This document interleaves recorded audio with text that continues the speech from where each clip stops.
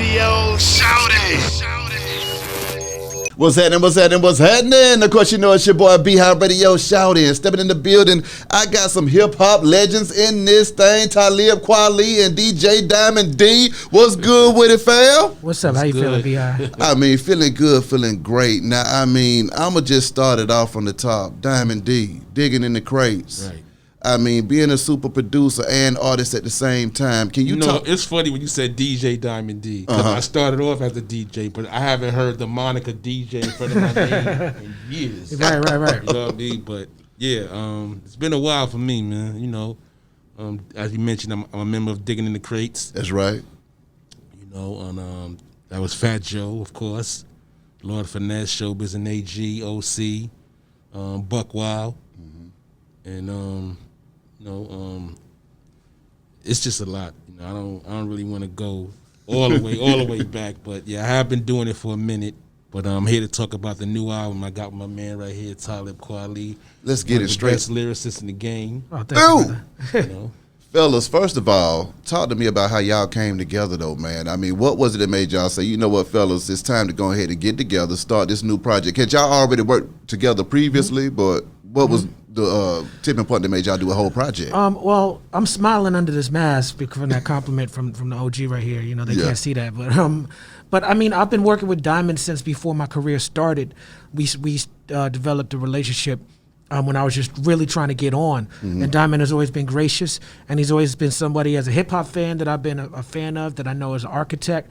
And whenever he does a new project, he's always reaching out to me. So I feel honored to be a part of one of the artists that Diamond always reaches out to. And then, you know, I have the show People's Party where I interview people up on Up Rock's video. And so before we had Diamond come in for an interview, he sent me a bunch of tracks. And I just wanted to show him the love and the respect for the fact that he even still send me tracks like that. So I was like, I'm going to surprise him. I'm going to record to all of them. Ooh. You know what I'm saying? And I got him on a Friday. I got like 10 tracks on Friday. I think I recorded to 8 of them by Saturday. You know, and it was just, you know, ideas. It wasn't, they weren't all fleshed out songs, but I was like, let me just get something down on every track. And when I listened back before I played it for him, I'm like, well, this sounds like it could be an album. This sounds like the seed or the genesis of an album. So just in that time space, in that time period, it was a very quick process. We decided to try to do a record together, and we were really on track to release it last year. But we had COVID, we had the pandemic, everybody's priorities got shifted up a little bit. So we had to pull back, and then we just found a way to do it this year. Exactly. How did COVID affect y'all's creative process, man?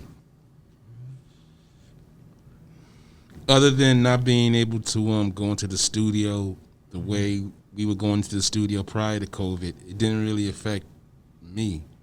Because basically, most producers are typically, I don't want to say loners, but most producers are typically, they stay to themselves anyway, and they make beats, whether it's in the studio or in the house. So the idea of being in the house, you know, it was really not a big deal to producers. It didn't really affect the creativity, but you know, the only thing it really affected, like I said, was just there was no more big congregations in studios. You know what I mean? Other than that, create creatively, not for me. And for me, I mean, I'm always prolific in the studio, but as well as on the road. So once the Roots took the Jimmy Fallon gig, I became the most touring rapper. I was doing over 200 shows a year, every year for 20 years. What? Yeah, and I didn't understand the impact that had on my body, on my mind, because it became second nature to me. I mean, I was really on the road that whole time, and when COVID happened in March, it was the first time in 20 years that I was in one place for more than 2-3 months at a time. Like, that's the first time I was in one place for more than a month. And so for me, it radicalized and revolutionized every single way that I moved. And so I'm glad I had the project with Diamond coming. I'm glad I had the podcast People's Party. The first thing I did, the theme song to People's Party is a record I did with Boots Riley back in the day. And I was never able to get with Boots to do a video and release it. And so the first thing I did was me and Boots filmed ourselves on our iPhones Because remember that time last March, no one knew what was going to happen. Exactly. You know what I'm saying? I didn't want to be in a room with anybody. You know what I'm saying? So I feel you. I was just on my iPhone by myself, Yeah. being creative. I started doing IG lives and followed the lead of D Nice and other DJs. And I'm a celebrity DJ. Diamond's a real DJ. You know what I'm saying? I'm a celebrity DJ. You know what I'm saying? People come to hear my selection and see what I'm into. Yeah. You know what I'm saying? But I got to give it up to the DJs like D Nice and Kid Capri and DJ MOS and other people who I follow, Maceo, who took that IG space and that Twitch space and made it into something. Natasha did. Yeah. What they've done with Soul on the Horn is just amazing. So now, were you based out of New York during COVID? I was in LA, so I was staying at like small beach hotels along the coast. I did that for like 2-3 months, and then I went to I was out there doing it. I was by myself though. That was a strange time because that was the first time in my life, in my adult life, that I spent that much time alone. Right. That I spent that much time away from family. That I spent that much time off stage.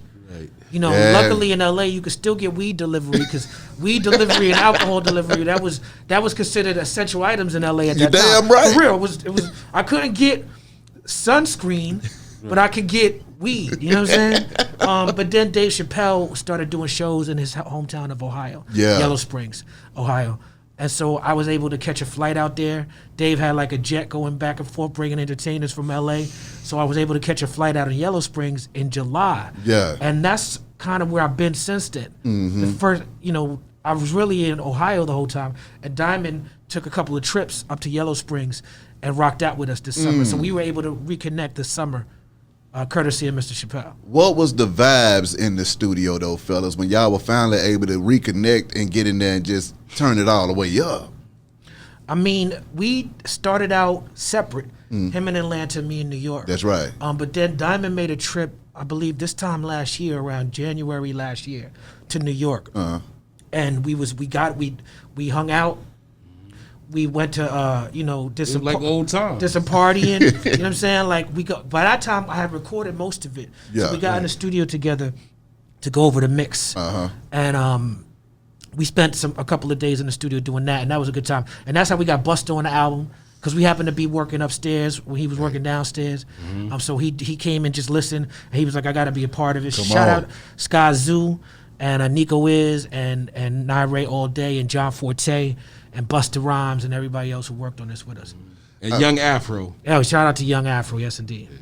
Let's just talk about longevity though, fellas, because I mean, y'all are still operating on a high level after 20 years of being able to do this stuff, man. So how do you feel still having a fan base that's receiving y'all strongly to this day, as well as staying down and continuing to keep your legacy growing? I just feel real blessed. When I came in this game, had a certain idea of what I wanted my sound to sound like and everything, and then like many artists, and I don't know, Diamond, you could speak to this if you went through the same thing as a producer and as a rapper, but I went through a phase in which I felt like I established myself as an underground rapper. People knew my sound and everything, and I started to experiment. Started to do records with other type of people, because as a creative, you want to grow. You want to grow, especially if you start making money from it. Yeah. You start using those resources to make and sometimes the fans aren't always ready to go with you on that journey. And so I think if you stay in it long enough, you get to come back. And you get to be like, you know what? Okay, I tried that. That worked there. Yeah. It got me a new fan base there. Yeah. That didn't work so much there. Let me pull back from that. You know what I'm saying? And so trial and error. That's right. And so I'm blessed that in this age, I'm not a young person. I'm in my 40s. Yeah. And so for me to still be relevant, for me to I just did Jimmy Fallon this week. I'm doing Beehive's show right now. Hey. You know what I'm saying? We just shot a video last night with Sky Zoo. For the project, shout out to Stolly and Big Crit and Rock and everybody, Corey Moe and everybody who came through. Oh, the fam. You had the fam in that thing. Soul Messiah, Dread the Beatnik. You know what I'm saying? These for us to, these are people that I've known my whole career. Yeah. I mean, Crit is younger than us, you know what I'm saying? But Corey Moe, Rock, Soul Messiah, when I first was coming to Atlanta, Apache Cafe back in the day before my career, when they used to have the I don't remember what it was called, but Chocolate Soul something. You know how y'all get down in Atlanta.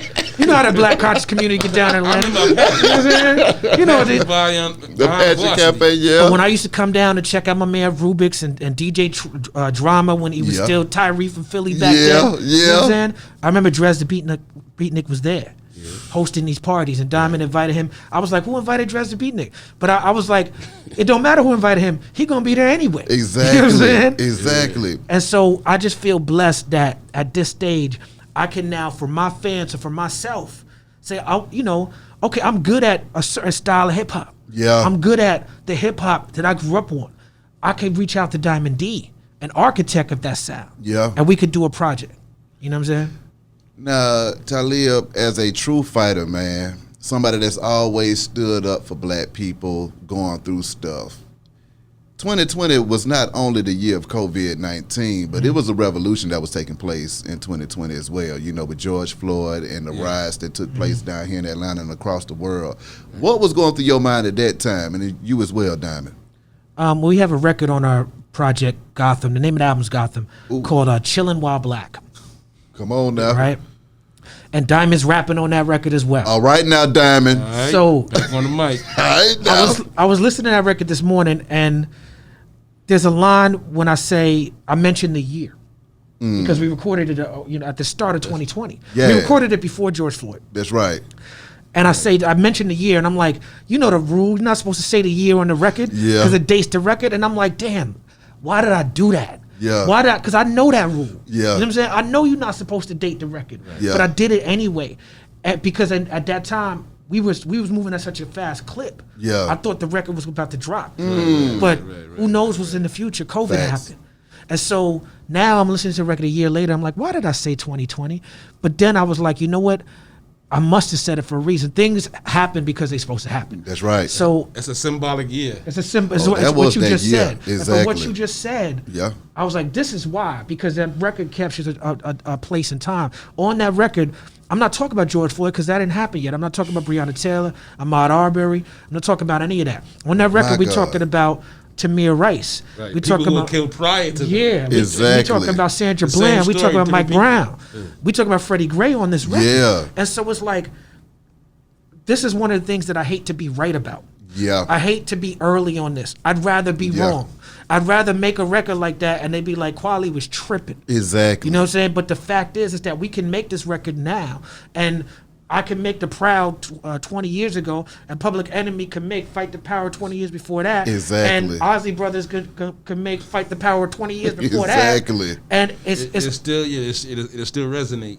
That's right. And so the job of socially conscious artists and social activism and justice is not a destination where it's like we are done. We're not gonna see the end of racism and bigotry and police abuse in our lifetime. We're not gonna see it. Yeah. The key is to make it better for the people who gotta live through it by telling these stories. How do you all feel when was it that you came to that conclusion that this shit ain't gonna never change? For me, it was as a very young man. Yeah. For me, it was, in high school. You know what? It was in high school. There was during the first Bush invasion of Iraq. Right. Yeah. And I was maybe 14 or 15, and it was very upsetting to me at that time because I couldn't understand why we would do this. Exactly. I didn't quite understand the scope of American imperialism, and so. The school I was in, there was a teacher who agreed with me, and the teacher said I'm gonna lead a protest. And I was going to school in Connecticut at the time, and we went to Hartford, I believe, to the state capitol, to protest the invasion of Iraq. Yeah. And it was like the teacher and like 5 students, and we were out there in the cold, and no one cared. People kept driving past us. You know what I'm saying? No one. And I remember thinking, I had in my brain the activism and the marches of the '60s were romanticized. Yeah. I was really into that as a kid. I would watch movies and read stuff about the '60s, and I wish I was a part of that. Yeah. And so I wanted to have that in my life. And in the early '90s, it wasn't like that. So I was happy when I saw the Green Revolution in the Middle East, which Yeah. sparked Occupy Wall Street, which Yeah. sparked Black Lives Matter protests. Yeah. And when I see this generation that's taking protests, and not passive protests, you know what I'm saying? But really, like in the Protesting. spirit of people look at Dr. King as passive, but Dr. King And people in Atlanta should know that Dr. King was shutting down highways, shutting down stores on holidays. Exactly. You know what I'm saying? There's not passive about that. And so when I see people like Black Lives Matter and other people take up this thing, this type of tactic, I'm like, they just right there in the tradition. Yeah. You know, of course, we need our Malcolm X's and our anti-fascists and other people who are willing to maybe not be as passive to balance it out. Because like the Malcolm X character said in the Selma movie, they want to deal with you, talking to King, because they don't want to have to deal with me. Yeah. Well, y'all able to, you know, step into some of these protests in 2020, because I know me personally, I had to go ahead and slide out here down here in Atlanta and see what the hell was going on. And to my chagrin and to my surprise, there were more white people protesting for black lives than black people protesting for black lives. I'm talking about straight down Marietta Street right outside. That was a beautiful thing to see. You know, it was one nation under a groove trying to move the culture forward at the same time. But that was a surprising thing to me to actually witness that. Younger people. Yeah, and it was younger people too. Correct. Young people. Okay. They don't have the hang-ups that their parents had. Exactly. And, you know, a lot of young people, young white people, they love hip-hop. Exactly. You can't love hip-hop and hate black people. Those are big old facts. So yeah, right there. It definitely was a lot more white people protesting, especially in 2020. Exactly. You know, definitely, I saw that. When y'all saw that energy, did that impact the creative process at all? I mean, we recorded most of this before those protests. Okay. But it did impact the way in which we wanted to release it. I mean, and as far as like white people, for me, for this 2020, the George Floyd protest, the Breonna Taylor protest, stuff like that. Again, I was separated from my family and my community, and I would see my daughter on Instagram in them streets in Brooklyn protesting, and she, you know, this is my 21-year-old daughter. Yeah. And the first thing I was thinking is like, where's your mask? You know what I'm saying? How y'all out there without the mask? And me and her, you know, have had conversations, and she's a lot more cognizant of the COVID and being in super spreader situations, which she should not be doing. You know what I'm saying? But how could I criticize her for wanting to be out there in that time in this era? At her age, I probably would have been doing the same thing. I mean, she's still my daughter. You know what I'm saying? As far as on the ground protesting, I was out a lot more in 2016 around the Mike Brown. I went to Ferguson a lot. I was definitely out a lot in Occupy Wall Street era. I was out.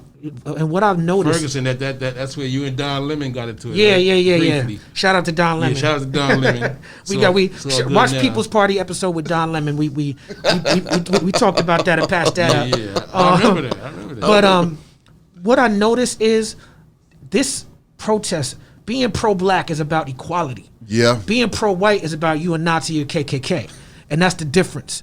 And so anybody of any race could be pro-black. Yeah. So when you see people in the streets protesting pro-black, it's not a tribalist thing. It's just for black people. This is for people who believe in equality. It doesn't matter if you gay, straight, black, white, Christian, Muslim, Jewish, atheist, whatever. As long as you down for this pro-blackness, as long as you down for this equality, that we could get it in. And when you go to the front lines, like you said, to a lot of people's surprise, you see communities, you see religious, like you see maybe Catholics down there. You see a large amount of queer people and gay people, because in a lot of ways they meet all the criteria. They catching hell too. They meet all the criteria because they catch it, especially black women who are gay. Yeah. They already a woman, they black and they gay. And that's why you see sometimes it looks disproportionate. Yeah. And the women who started Black Lives Matter, they fit all those three things. So those things are used from the powers that be and for people who just don't get it to smear them. They be like, oh, well, they trying to destroy the family, or they gay and this and that and this, and it's like the people who say that, you have your right to your opinion, but I don't see y'all down there. Come on, I don't now. see y'all doing anything for the community. I don't see y'all doing any work. And I'm saying this as a straight black man. Exactly. You know what I'm saying? Now I see straight black males there. Yeah. We are there. Yeah. You know what I'm saying? But it's not like we are there because we know that even when the sisters and the gay people and all these people sometimes take the lead, you know what I'm saying? Yeah. That we stand in solidarity with them. You know what I'm saying? Back in the 60s, it was the straight black men who took the lead. Yeah. It was the Malcolm X's and the Martin Luther Kings. That's right. And I have no problem with our movement for liberation and our black agenda being more diverse. That's right. So now I want to get back to the music though, fellas. Making timeless music that's still getting played to this day. You know, finding it on TV shows, finding it in movies and stuff like that, and just in regular soundtracks to our lives. How do y'all feel being able to create that kind of music that stands the test of time? Because at the end of the day, y'all been in the industry the whole time. You had some peers then that ain't peers now. Okay, so how do y'all feel still being able to do what you do? And what were the songs that made you feel like this shit gonna last forever? Career-wise, on this album specifically? Career-wise. Wow. I mean, I know for shit. I mean, just to get by. I was about to answer for Dom. He answered for me. Yeah. I mean, you know, for me,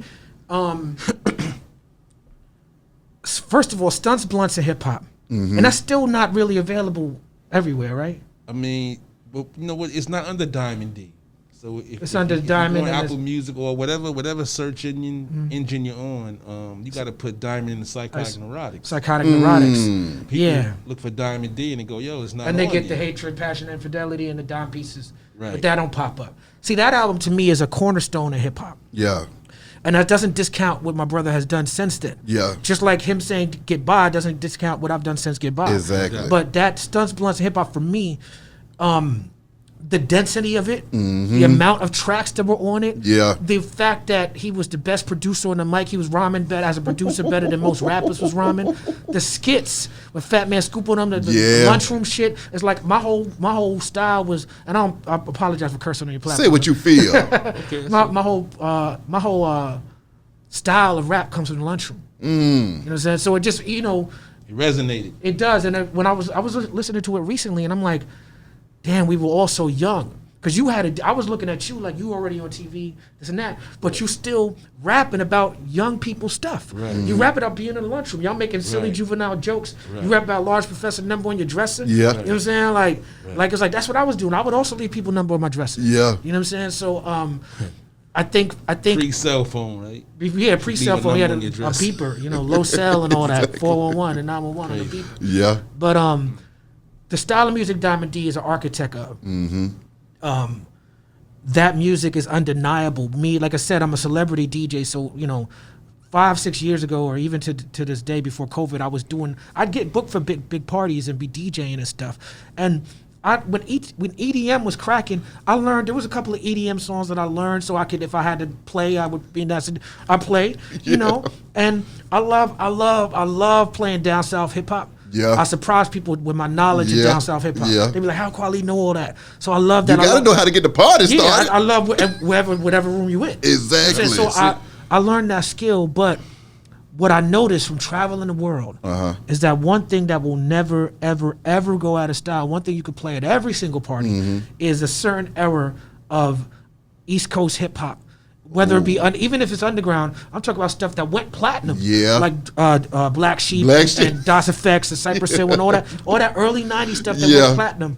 But we because that was it, though. Sound. That was it. At that time in hip hop, that's what everybody was getting. And I mean, I don't want to say it incorrectly, but it was force fed. It was like, first of all, the other cultures hadn't really evolved yet to making that kind of hip hop. So that's all we had was that kind of stuff. So I guess that's why when that come on in the party, exactly. It's like if you play House of Pain, Jump Around. You know what I'm saying? You know, we all know it. You know, or you play, you know, Annie Up by MOP, which is a little later, but still falls. But we all know it. Yeah. Certain anthems. So now, when you talk about working with a young Kanye, what was that like? And did you see him going on to be one of the greatest of all time in his own right as well? Well, I will say, first of all, I'm very happy to report, and I can't stress this enough, that Kanye, as dumb as his support for Trump was, that he has rescinded that publicly. And he still has some ideas and things he says that I find kooky and that I don't agree with. Yeah. But the one thing that was a line in the sand for me was the Trump support. And as long as he supported Trump, I was like, yo, I can't rock with you. Yeah. So I like the fact that he's rescinded his support for Trump. Okay. I can't stress that enough. Yeah. It allows me to listen to his music differently. It allows me to talk about him with a smile on my face. Yeah. You know what I'm saying? I always knew Kanye was going to blow up.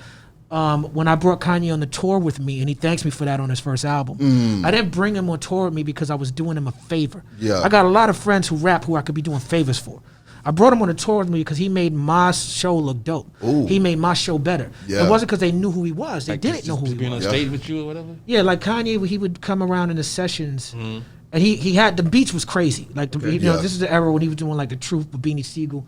You know what I'm saying? Like around that time, and I was like, we hadn't even worked together, and I'm like, these beats you coming with, the Ace to the Izzo and the Blueprint stuff, and I'm just like, you know, and as a fan of the culture, I knew what it was. I was like, he breaking the rules. Yeah, you know what I'm saying? He taking Dilla drums and high tech drums and diamond drums and showbiz drums, and he's putting samples. We all know what the sample is. Exactly. That's Michael Jackson. We all know that's Michael Jackson. And that was like against what Digging in the Crates for me was about.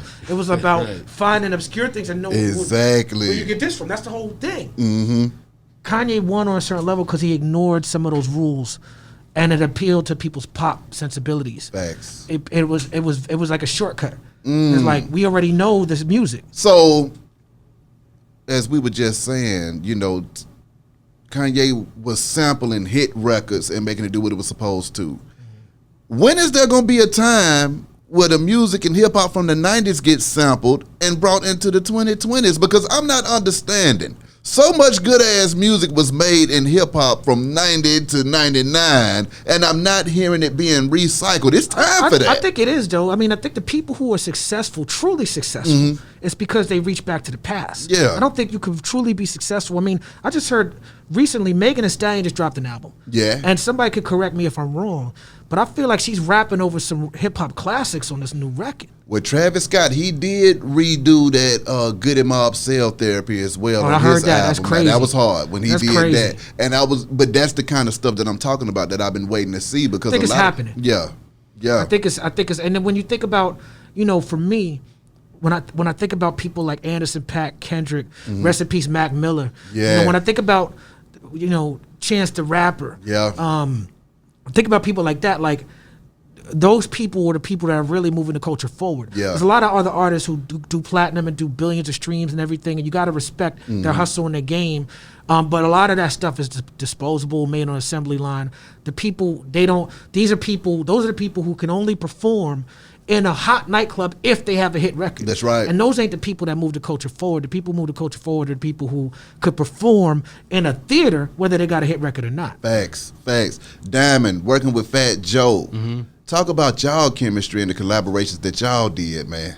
Oh, man. Yeah, when Fat Joe first started, I produced his first album, and I produced, I think, 2 or 3 songs on his second album. But, you know, we all from the same projects. Okay.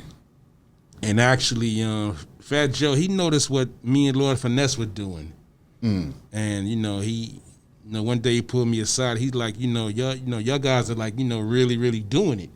I want to get in the music business, but I didn't take Joe seriously. He wasn't in the music business. But Joe was in the hip hop. Right. He was at all the jams. Doing graffiti and everything. Hanging with his peoples and all that. So you said he used to break dance? He was a pop lock. If you can believe that. I want to see Joe pop lock it out. Facts. We all did. So Joe, he said he wanted to do the music. So I told Joe, look, you pay for your sessions. Don't worry about me. Just pay for your own sessions, and we'll get busy. Yeah. And that led to us doing them at the time. We did some promos. Red Alert had a radio show on Kiss FM back then. I think Red Alert lived down here, right? Yeah, he did. He used to actually work at the station with me too back in the day. He was up here working. Here. So yeah. We started off doing promos for Red, and Red would play them, and they just got popular. They were like mini records. That eventually led to me introducing Chris Lighty to Fat Joe. Chris Lighty was managing me at the time. Yeah. And he's managing Tribe Called Quest, Busta Rhymes. There was a number of us. And one thing led to another. And once we recorded Flow Joe, then everything just took off from there. What is it like when y'all start out from these humble beginnings and then you start to see this massive success happening? Did y'all feel like this was something that was going to happen and this was just a byproduct of the hustle and the grind? Or did it turn out to be something more than you ever expected? A little bit of both, because, we all wanted to be successful and, but also be true to ourselves. Yeah. You know what I mean? So, definitely. know, it's definitely rewarding to see something that you made from nothing turn into something. You know, whatever your job is, if it's making records or DJing, or if you're a sculptor or a painter. Yeah. You know, whenever you can make something out of nothing and it's received on a high level, that's always been gratifying. Exactly. Talib, when you find yourself in the middle of the Serengeti, man, what's going through your mind then? That's where hip-hop then took you. A lot of people don't know about that Serengeti trip. Break it down. I'm here for that. That Serengeti, that's where Lion King happened at. Yeah. Ran into Simba, for real. Like, I seen lions and out there and everything. Rhinoceroses and everything. I went out there with Justin Timberlake, Cameron Diaz, and Jimmy Fallon. My God. Which Cameron Diaz had a TV show called Trippin', and she would do like environmental activism all over the world. But yeah, I mean, it's interesting for that experience. We went to the Gong Rock, where they say that music was first started. They say that's a place in Africa where they first started banging on a rock and hearing the different sounds and everything. And I went with the crew from MTV, and Jimmy and Cameron and Justin. I was the only black person there. And so I remember thinking, as much as I appreciate the environmental activism, and we gotta save the animals, but we gotta talk to the people too. Yeah, that's true. Sometimes we in Africa. Yeah, sometimes our white brothers and sisters think the animals are so cuddly and want to save the environment, but forget about the people. You know what I'm saying? But shout out to people. Yeah. Shout out to the people. Right. Shout out to Cameron. Because I think she's a real one. Yeah. But when you're at that level of fame, sometimes you need to surround yourself with people who can be like, let's not forget about this part. Yeah. You know what I'm saying? And yeah, that was fun. But for me to be I was the hip hop representative on that trip. And I felt proud to be able to represent hip hop. And I've been able to go back to Africa with black people. You know what I'm saying? I go to other places. I've been able to go to Kenya, and South Africa. I've been to South Africa a lot. It just feels beautiful. On the Reflection Eternal album, there's a song called Africa Dream. And the last lyric of the song is, by the time you hear this, I'll be basking in African sun. Ooh. And I didn't make it to Africa until about 10 years after that lyric. Wow. But hip-hop took me there. What was it like when you touched down in Africa? And, I mean, did you feel like it changed you forever once you touched down over there? Oh, absolutely. And I would encourage everyone who has the privilege, every black person, every person in any race, but particularly black people, to go back to Africa. Exactly. There is a movement right now that's largely, the founders of the movement are based in Atlanta. And I'm not going to give them no press on your show because I have too much respect for your show. But it's a very anti-immigrant, sort of nativist movement. Yeah. And sometimes people, not just people in the South, but people where we from too in New York, feel like immigrants coming into this country make it harder for already marginalized people to get jobs and access. And the thing is about resources, first of all, we have enough resources for everybody. We don't need to have any homeless people. Facts. But equality is not a pie. Just because some people get a slice don't mean you're not getting your slice. You know what I'm saying? It's like it's enough equality to go around for everybody. Exactly. You know what I'm saying? And, that's the truth. And this nativist movement is trying to get people to say that we are really Americans, black people, to say that we are really Americans and that we have no actual connection with Africa. Yeah. And while I'm not against anyone who wants to be a proud American, I'm not against anyone who wants to be a patriot. I'm not for the military, but I don't judge nobody who wants to go and fight for their country. The idea that we are not supposed to be connected with Africa, that's ass backwards, and that's you doing the work of your master. And these people say that they are for reparations. And the reason why I know that's cap is because the only reason we deserve reparations is because our connection with Africa. The only reason we deserve reparations is because we are kidnapped Africans. If we were not kidnapped Africans, then slavery would be okay. It's like that's what makes the Africa part is the whole game. You know what I'm saying? That's the whole hokey pokey. You know what I'm saying? Now, I got to ask y'all about another prolific songwriter that both of y'all work with, man. KRS-One. What was it like vibing with him, and what kind of jewels did y'all share with each other? KRS, born in Brooklyn, raised in the Bronx, represented the Bronx and Brooklyn very well. Made iconic jams. KRS, is I consider him my hip hop mentor. As far as a lyricist and a writer, before I met him, I consider him a mentor. And then I worked with him on a song called Perfect Beat. I worked with him again with on the Buckshot album with Knife Wonder, but Perfect Beat is on my album. We did a video. We toured together. I toured with KRS through the South, and I never forget, because he's my OG. He would sometimes want to go on before me. And I'm not a bigger artist than KRS-One, so I'm like, why are you going on before me? He's like, and he was always trying to light a fire under my ass. He would go on before me, and then he would come off stage and be like, let me see what you do. Ooh. Top that. Ooh. You know what I'm saying? Ooh. And so pushing you. Setting that bar. You know what I'm saying? Yeah. And he wrote a book before I came out as a rapper. He wrote a book called The Science of Rap. And in this book, he gave me a jewel that I will never forget to this day. And he was like, if you are rapping to make money, stop. Ooh. Because what you're doing is tainting the culture. Yeah. You're ultimately going to make decisions based on being a capitalist and based on being about that money that are going to distract you from your goal as an artist. That are going to taint the art and make the art fake and not real. That's right. And I lived by that when I read that. Diamond? I worked on Chris's first self-titled album, KRS-One. I produced 3 songs on there. I like Chris energy. Yeah. You know, good energy, good weed. You know what I mean? Just, Chris, KRS-One, he definitely. Yes, I'm IZMing. He got a good vibe about him. You know what I mean? And, he go in the booth, he spits, he lays his rhymes down quick.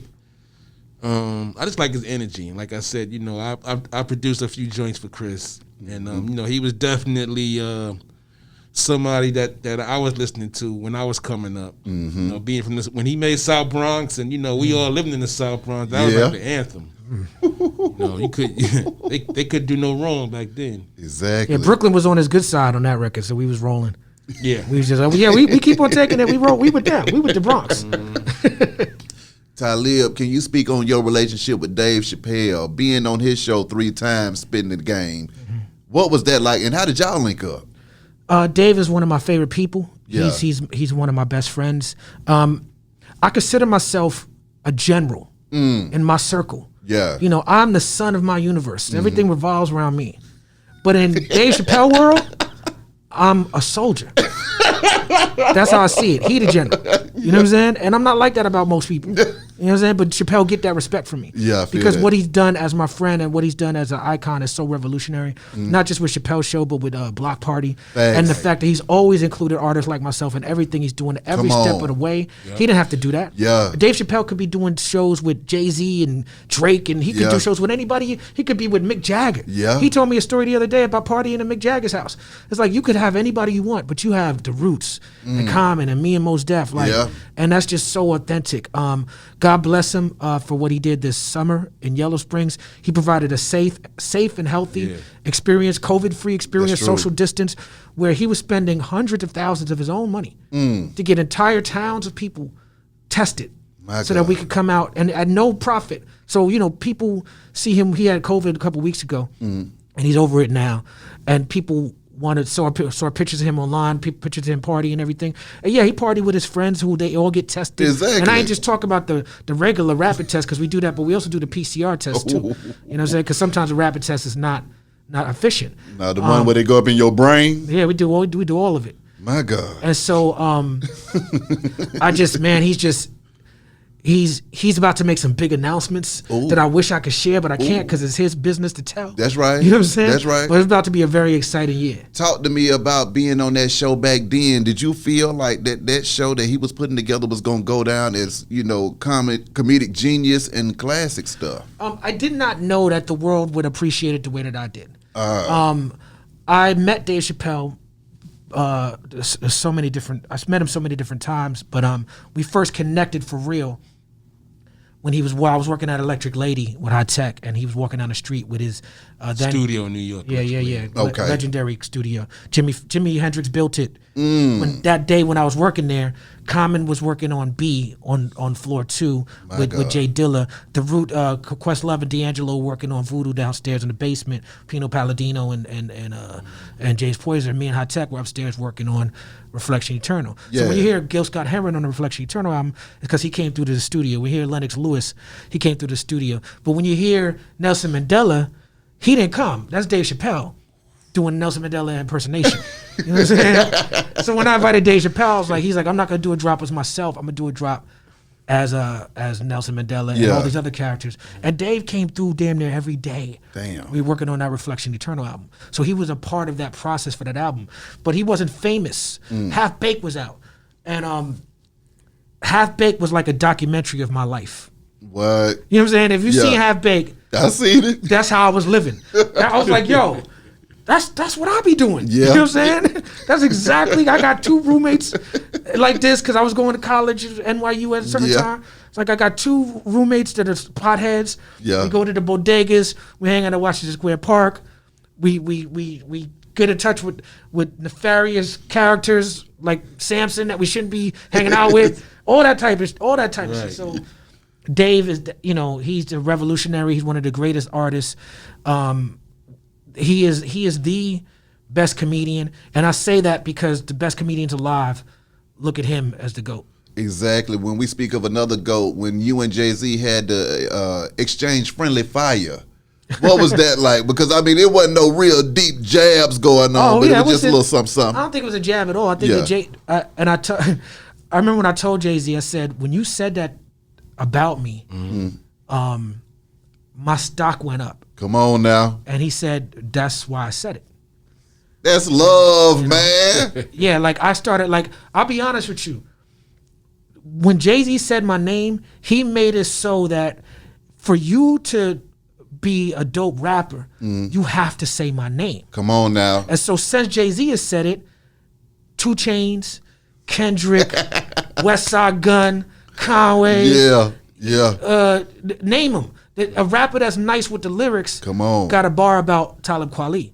Because we all look at Hove as a standard bearer. Exactly. So when he said he's listening to me in Common, people was like, "What?" I remember that year, it was people be like, it was popular to say that. Yeah. People would say that not knowing my catalog. Ooh. They just know that you're supposed to like Talib Kweli. So that's Hove said we wearing button-ups. We wearing button-ups.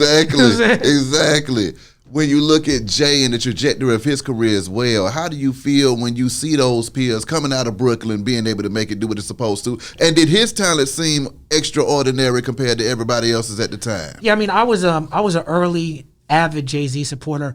I couldn't actually understand what people were missing. Ooh. When Dead Presidents dropped, I'm not a hustler like that. Yeah. And so some of the hustler references and some of that hustler swagger and stuff like that, it didn't appeal to me as a young man. Mm-hmm. So when Dead Presidents dropped, I appreciate the fact that son could rap. Yeah. But I wasn't into the jewelry and the cars. That wasn't my vibe. Yeah. I didn't understand Jay-Z's vision on Dead Presidents alone. Mm-hmm.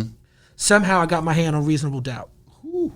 And Dead Presidents is my least favorite song of Reasonable Doubt. Come on now. But that album, I understand why he went to war over that album. Yeah. I understand why he's like, nah, I just need my Reasonable Doubt. Y'all can have everything else. I get it. The production on it, the rhymes, the 22 twos, and Maria Davis and all that little stuff. I was like, because I was in the clubs. Yeah, I was in the clubs. Yeah. So I understood what Maria Davis represented. Mm-hmm. I understood what 22 twos was. I understood what The Evils was. Mm-hmm. I understood what Can I Live was when I first heard it. I understood what I was feeling it. I understood what I was listening to. And Jay-Z wasn't cracking like that in the streets. People weren't listening to him like that. That's and I was right. like, yo, y'all not hearing this jazz man? What the jazz man be doing? You know what I'm saying? And he was on the radio with the Mary J. Blige record. Yeah. Which that record is a good record, but to me it was still a radio record. Yeah. So they didn't really get it. And then he came out. What's the one after that? After the Blueprint. I mean, not the Blueprint. The Reasonable Doubt. Whatever his second album was, it was a lot more slick and a lot more pop. And so people who had missed that, missed Reasonable Doubt, but then he got all these mainstream fans with the second album. Yeah. And so then the hip hop community was like, Jay-Z whack. But it's like, had you studied what he was doing Reasonable Doubt, you would never say that. Exactly. So when he was able to start bringing that energy back around the Blueprint era, and hip hop fans were like, "Oh, okay, I get it now." I liked it the whole time. Exactly. Of course, I didn't like the record with Babyface and certain other records, But shout out to Babyface, who's an Atlanta classic, by the way. Come on I just now. didn't like his record with Jay-Z. Diamond D, Southern Player Listed Cadillac Music Remix, man. Yes, sir. How did that come about? Oh man, Chris Lighty, rest in peace. Chris Lighty, he had set that up. But I remember at the time, L.A. Reid's brother, I believe his brother's name is Brian. Brian was a vice president over at LaFace Records, and Brian had reached out to about three producers, and I think obviously mine's the one that made the cut, but I was on that list. Yeah. So shouts out to Chris Lighty for that. Also, Brian he plugged me up to do the remix to Creep back in the days, and I actually did it, but they paid me for it, but they didn't release it. They wound up releasing someone else's mix. Has it ever come out? Has it ever come out? No, it never came out. You should put it out, bro. Yeah. 2021, you can do it. Find it. You're right. Ain't nobody gonna be mad either. Yeah. Come on. So but definitely shouts out to everybody over there. Shouts out to Big Boy and Dre, no doubt. When it comes to those studio vibes, who were the most talented people that y'all got around in that studio? And you said, okay, now this guy's getting busy in here. For me, it's a Diamond D, of course, but I have to shout out Dungeon Family. Rico Wade, Ray. When I did Hip Hop for Respect, recipes of Amadou Diallo, me and Mos Def got 41 MCs together. Yeah. We had the lead singer was Coogee Rap, Rod Diggers, 40 Thieves, Common, De La Soul, Pharaoh. Yes, sir. Organized Noise produced that beat. And the reason Organized Noise produced that beat is, Outkast at that time was huge. Yeah. Dungeon Family was huge. Goody Mob was out. Yeah. We was in New York looking at it like, man, them boys could rap. Them boys got beats. And they reached out. Rico Wade in particular reached out. He was like, I want to be a part of this. You need to let us produce it. Yeah. We flew down to Atlanta. I went to the dungeon. Yeah. In the dirt, in the red dirt. You know what I'm saying? Where Andre said on the new Goody Mob album, he said, you lay down and go to sleep, you wake up because someone done lit one up. Yeah. That vibe. Exactly. And I think Future was in the studio back then. He was a teenager. My God. But watching them work, watching Jermaine Dupri work for me as well. Yeah. Jermaine Dupri flew me to Atlanta. He had an artist named Fundisha who had remixed. She did a song that they had used the blast beat for, High Tech, and I did a verse on it. I'm not even sure if that ever even came out, but the way in which he recorded me in the booth, I was able to see up close, oh, this is the talent. Because a lot of people with producers like Jermaine and Diddy and people who are more look like executive producers who not necessarily pushing the buttons or sampling like some other producers, people don't understand what the talent is. And when he was able to vocally produce me in the booth and get a certain performance out of me, I'm like, oh, this is what it is. Yeah. Diamond? Yeah. Same question? Yes, sir. Producers, all right. Producers that I look up to? Other question? Well, that you were in the studio with and you felt the vibe with them and you was like, okay, I understand why you the truth. Wow. I mean, I would say the Bomb Squad. I never really been in the studio with them, but Hank Shockley, he came to my house one day. I think he was vice president over at MCA. This is around the time when he had the young black teenagers. But anyway, people like the Bomb Squad, they definitely pushed me. It's a lot. 45 King, of course. Q-Tip, Jay Dilla, Pete Rock. What about the Fugees? Because you brought home the Grammy. Well, they're not producers. Talk to me. I'm just naming producers. Yeah, we can get on the Fugees. Wyclef, he approached me. Yeah. He said, hey, Dime, I loved your first album. I'm a fan of your music. We're doing another album. At first, I wasn't I didn't really get it, the whole live band thing. and they were coming off of their first album, which was a flop, but they had that one single. That Salam Remy remix. Yes, what's the name of it? Mona Lisa? Yeah. Fujila. Right. So that kind of saved them. Yeah. And it was really the Salam Remy because the first version didn't go. It didn't go until Salam got it. Exactly. Yeah. So make a long story short, he approached me. We went in the studio. We laid the songs down. But none of us knew it was going to be as big as it was. Yeah. You know, it was basically a roll of a dice. Mm-hmm. That was their last shot. But Sony had cut them another check.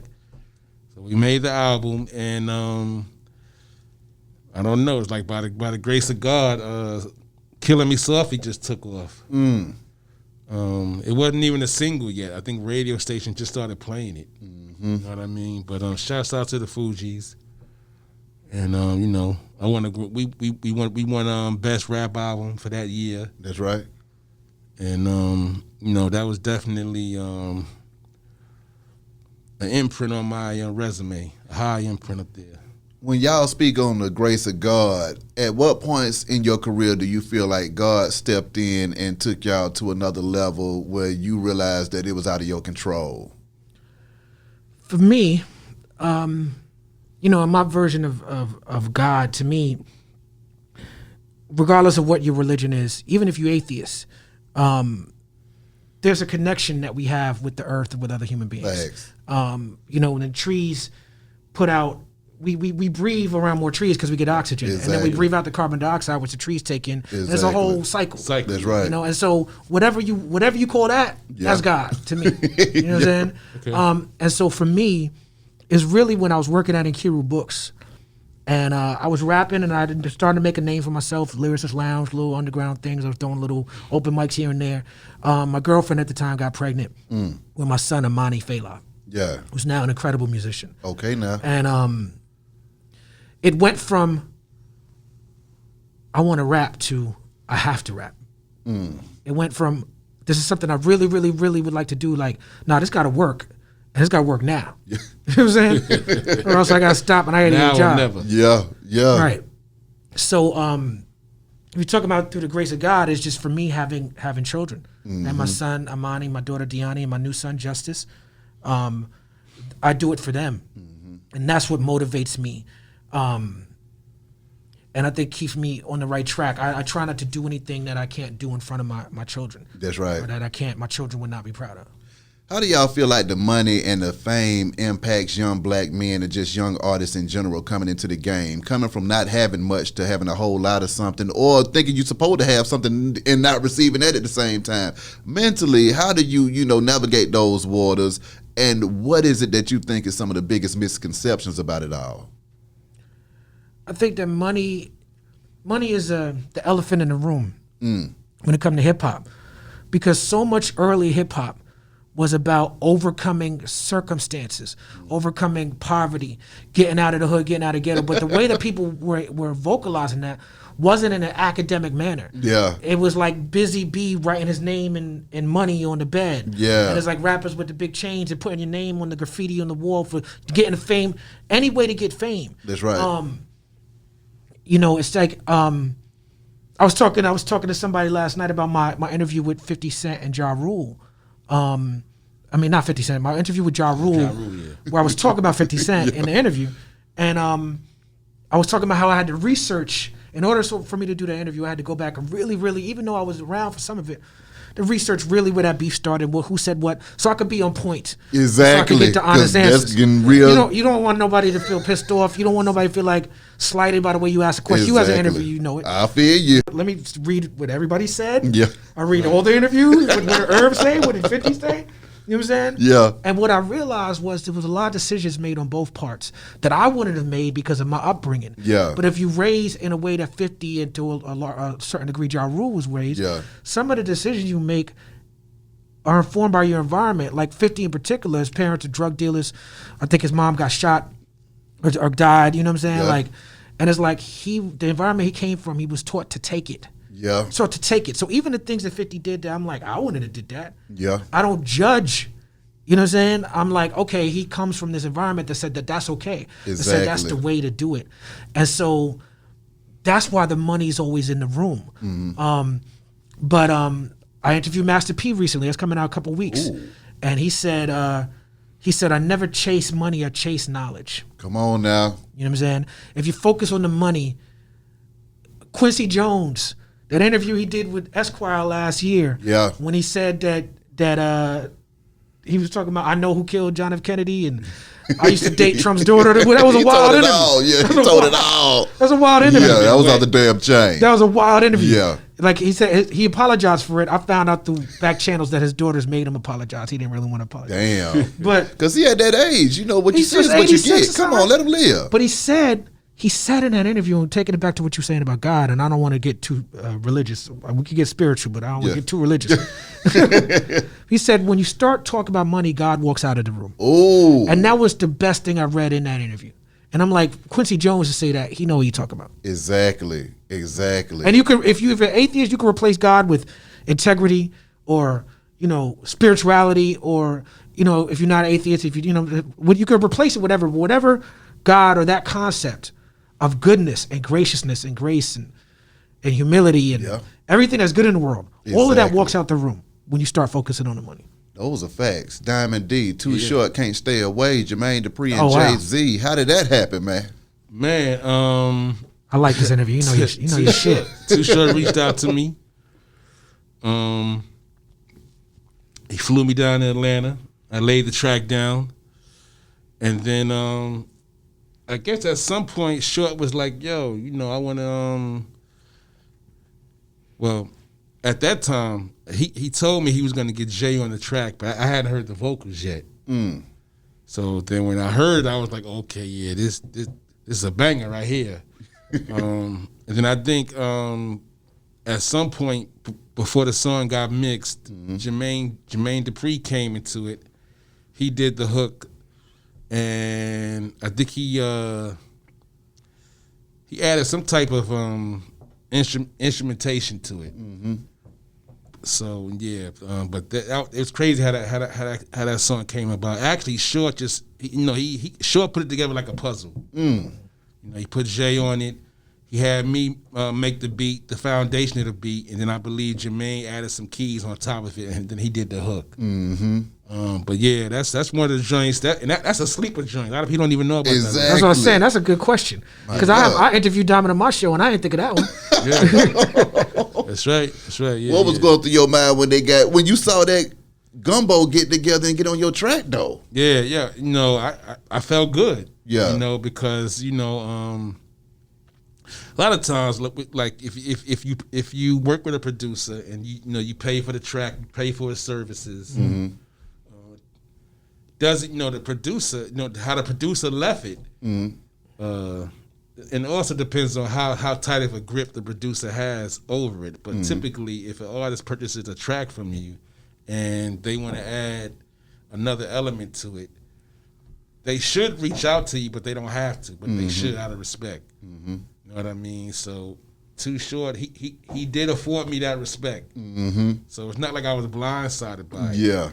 You know what I mean? But that's definitely one of the joints in my catalog that I'm proud of. Exactly. Yeah. Talib, my big brother came home one day with a song called The Blast, man. And that's when I was introduced to the flavor. Can you break down that song right there and just the chemistry that you and High Tech had when y'all brought that one out and how that one hit? Yeah, that was a good record for me. That was the first record that put me on the map. Definitely in the West Coast first on Power 92.3 at the time, I think. Snoop Dogg had a show and DJ Quick had a show.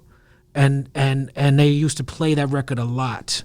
Also with the Friday Night Flavors crew, the Beat Junkies, J-Rock, Babu, Mr. Chalk, Redmatic, they had a show on Power 106 at the time. So really, and then Big Vaughn on Power,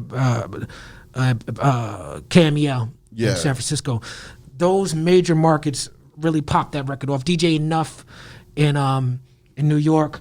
I want to say DJ Trauma down here in Atlanta at the time. it was really those underground DJs who were in the mix, but still was on the radio. Yeah, that was a time that we don't have that anymore, for a large degree. I feel you. But the record, the album was turned in, and this is one of those cases of the record label being correct, because the album was turned in, and I was like, "That's it, Reflection Eternal. It's a wrap. It's a banger. Exactly. Let's put it out. The singles, move something. Too late. Let's go." And they were like, "Nah, you don't have a radio single." And I was like, "What are y'all talking about? Y'all are just the evil devil corporate overlords. How do you tell me I don't have a single?" And they were like, "Look, we'll pay for you to go."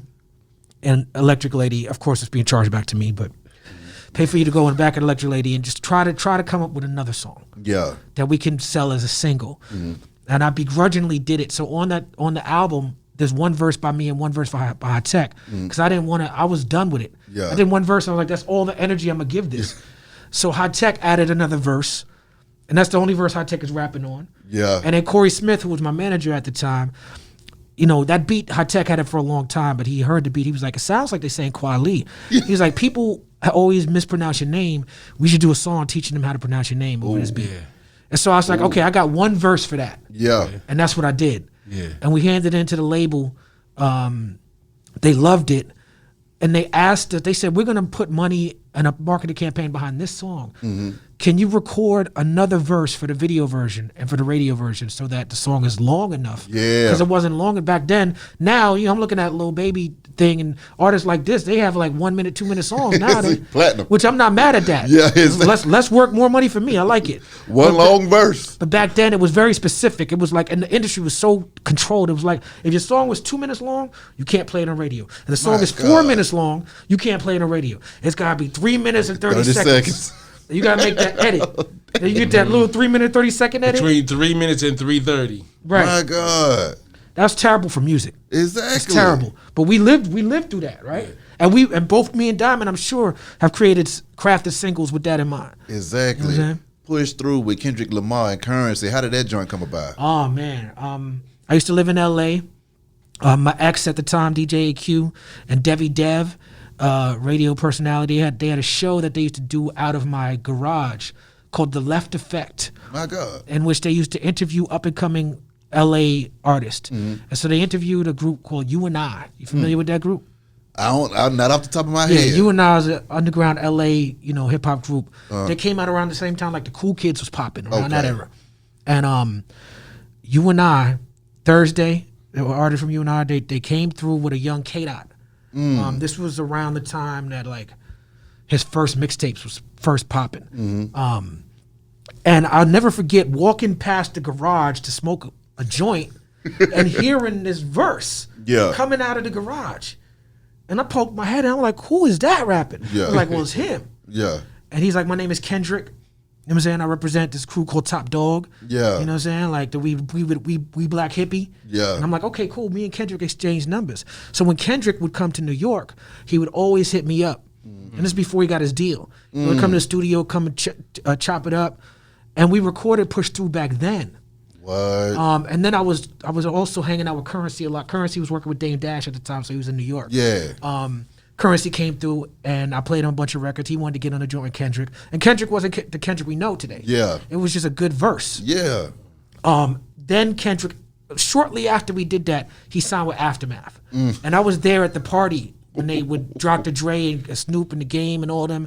In LA, he did a concert and everybody came on stage. Yeah. And the Games almost started crying. It was beautiful for the West Coast. Yeah. And I was like, wow, I didn't know. I was like, wow, okay, Kendrick's about to blow. And I was like, let me put this song in the stash. You know what I'm saying? I put the song in the stash. And then when he dropped Hold Up, Drank, when he dropped that, see, I didn't realize the height he was about to go. Yeah. I thought when he dropped that record was so big that I was like, this is big. And so I dropped Push Through right after that came out. In hindsight, I would have waited like an album or two. You know what I'm saying? Because his legacy went so far above that first Drake Exactly. record. You know what I'm Exactly. saying? So it's like same thing with Jay Electronica, same thing with J. Cole. I'm always too early on the artist. You Oh know what my I'm saying? Like, I'm God. always dropping a record with an artist, and 3 years later he's what everybody talking about. Same thing with Kanye. Yeah. You saying I'm just always in the mix. I'm a little older now, so I don't know how much more years I gotta be in with my ear that close to the street. Right. But I did it for a couple years. When y'all think about the industry and the artists that y'all work with and seen, what do you think, including y'all selves, what is it that make you all stars and the artists stars and make them rise above everybody else? What is it that everybody speaks of? It's a connection. It's a connection you have to make. You know, with the fans. You know, it's what you spitting about. You know, your image. Like I said, it's basically just how you connect with the fans. To me, if the connection is there, and you got the right machine behind you, then you're gonna blow. You know, but I think all the elements need to be all aligned. You just can't have one without the other. You can't be a dope artist and not have the push or the team behind you. You know what I mean? So everything has to be working together and aligned. Yeah, I think you can't underestimate, like Diamond said, the having a good team. Just being authentic, being true to what you do. Like I was saying earlier, you know, I've experimented, done different things, but I was blessed to always have a fan base that came to see what it is that I'm good at. Like no matter what I experimented with, the fans come to hear Goodbye. The fans come to hear Gorilla Monsoon rap. The fans come to hear certain Good to You, certain records that is like endeared them to me. And I can't state enough how much that means something to me. Is that because of records like Get By and certain things I did, I can always go back and talk to those fans. Lastly, fellas, let's hit this album one more time. When is it dropping? Singles, and what do we need to be looking out for? And how can folks contact y'all? Well, I'm very easy to get in touch with. You can't find me on Twitter anymore because I'm not welcome there. You know, but Are you serious? yeah, but I'm definitely welcome on Instagram. And Wait a minute. See, now you done stretched out the interview some damn more, Talib. I mean, how did you find yourself getting blackballed from Twitter? Damn.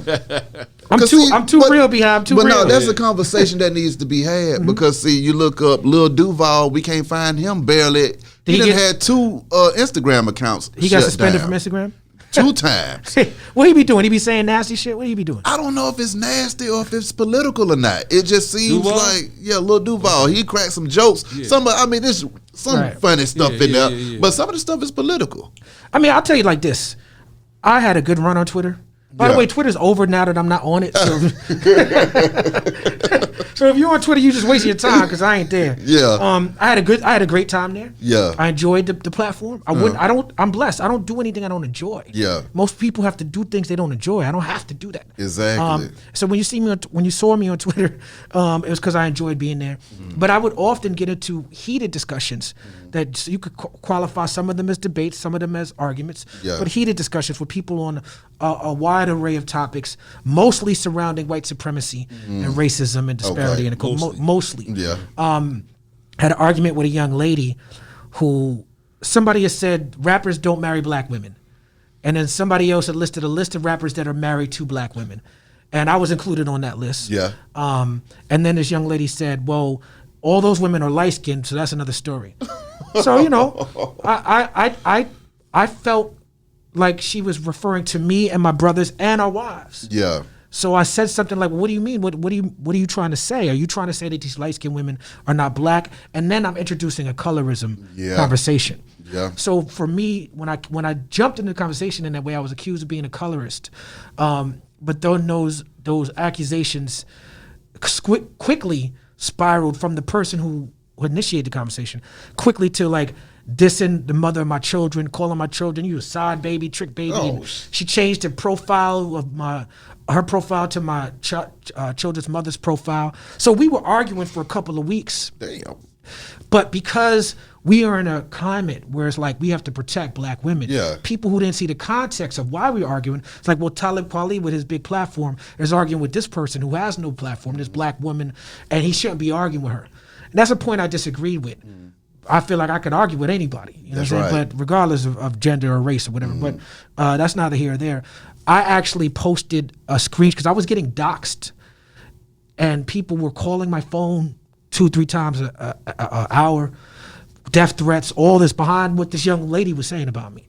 And so somebody has sent me a text message saying they were going to rape my daughter and assault my mother.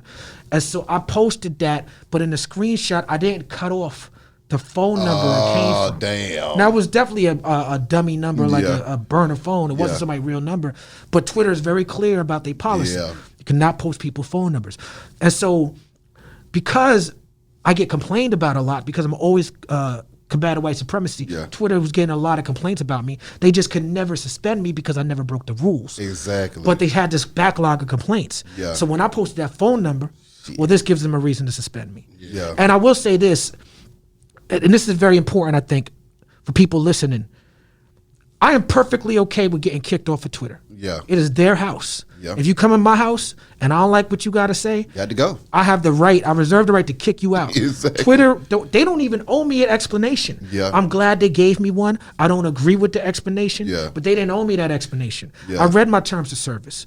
I'm giving them the rights to my content. I'm giving them my time and energy voluntarily. So this is not a First Amendment issue. Exactly. This is not a freedom of speech issue. Yeah. You have no freedom of speech on these platforms. I love Little Duval comedy. I'm a fan. Yeah. But he has no freedom of speech on Instagram. They have the right to kick him off for whatever reason. Exactly. And you don't have to agree. And it's not a government institution. They don't have to let you. Exactly. This is not a right we're born with. We have the right to social media. Yeah. And what's happening, the reason I want to make that important point, distinction, is because while I am someone who got kicked off of Twitter, fine. I'll just go where I'm welcome. Exactly. Why would I want to be someplace that I'm not welcome? I could create my own platform. You can find me on Patreon. If you don't have the money to pay for me on Patreon, you can find me on YouTube and IG until they kick me off of IG. You know what I'm saying?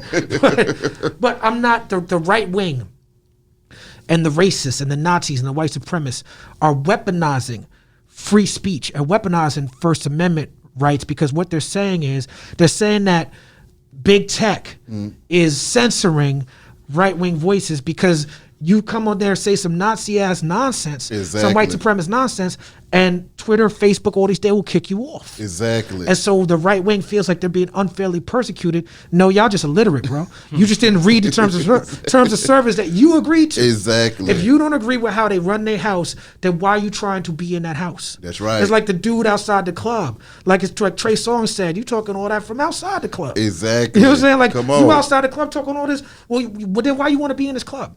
My God. I feel that. That. Lastly, contact information, fellas. And then also that podcast, man. How do you feel having your own podcast to talk your shit? Oh, I love it. Shout out to my Up Rocks crew and the People's Party crew. And I'm glad that I could be in this interview space. Yeah. You know, I really enjoyed this interview, brother. Man, thank you. And me being Good question. Yeah, great question. I appreciate y'all coming through this thing, man. Me being now in the journalist space, I'm humble. Yeah. Because I'm new in this space. And I look at Gil Noble from Like It Is. Yeah. You know what I'm saying? And I look at the great Larry King. Yeah. And I look at Combat Jack. Yeah, You know what I'm Combat. saying? And I look now. I have a new level of respect for the interview process. And what they did, what they were really doing. You see what I'm saying? Because when it comes to this content, we are also acting as historians and documentarians. Yes. These same interviews can be played 100 years from now if they're taken care of, and folks can learn these things. Because like you said, if you don't know your past, you can't predict your future, and your president just fucked up any damn way if you don't know where the hell you come from. So being able to document this kind of information in these conversations. So when you say, hell, we've been having these same arguments about police brutality since I started rapping, and we still having it, then we can say, okay, so is this shit gonna change or not, or what? How do we need to better attack this? Because this ain't, whatever we've been doing ain't working. Yeah. But then somebody else watching this and say, but that's how they felt in 2020. It's 2040. Fuck this, it needs to stop. Right. B, did you grow up here in Atlanta or no? Yeah, I'm from the West Side. Okay, let me tell you something. This is how far back I go. When Dallas Austin first brought me down here in the early 90s, maybe like 90, the winter 92. Yeah. He was working with Monica. She was over there. He was working with Joy. He's working with Illegal. Yeah. It was me, Eric Sermon, and Buster. Mm. And Dallas was clicking at that time. Yeah. He had another bad creation. But the thing is, we went to this club on Marietta, the Phoenix. Yeah. When I tell people that, they be like, yo, damn, you died, because it later turned to the warehouse. Yeah. But it was the Phoenix first. And, you know, that's how far back I go to, you know, with ATL hip-hop. My God.